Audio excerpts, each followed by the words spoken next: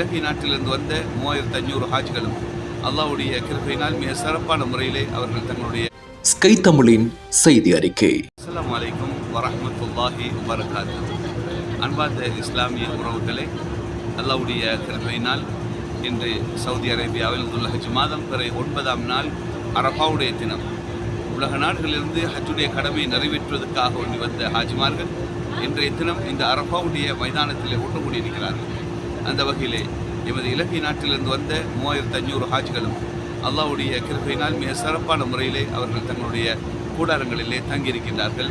அவர்களுக்கான வசதி வாய்ப்புகளை இலங்கை ஹஜ் குழு, அதே போல இலங்கைக்கான சவுதி அரேபிய தூதுவர்கள், அதே போல கன்சல்டன்ட் ஜெனரல் ஜித்தாவில் இருக்கக்கூடியவர்கள், முஸ்லீம் சமய பண்பாட்டாளர்கள் திணைக்களம் என்பன மிக சிறப்பான ஏற்பாடுகளை செய்திருக்கின்றார்கள். அல்ஹம்துலில்லாஹ், இப்பொழுது அனைவர்களும் அரஃபாவுடைய கூடாரத்துக்கு வந்து சேர்ந்து கொண்டிருக்கின்றார்கள். இன்று நண்பகலிலிருந்து தங்களுடைய பிரார்த்தனைகளிலும் அமல் இபாதத்துகளிலும் ஈடுபடுவார்கள் என்ற ஒரு நல்ல செய்தியை உங்கள் அனைவர்களுக்கும் தெரிவித்துக் கொள்கின்றோம்.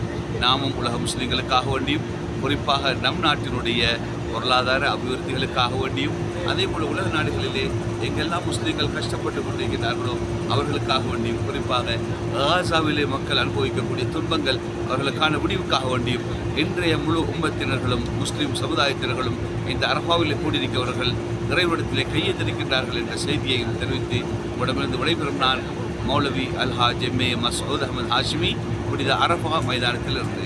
அஸ்ஸலாமு அலைக்கும் வரஹ்மத்துல்லாஹி வபரகாத்துஹு.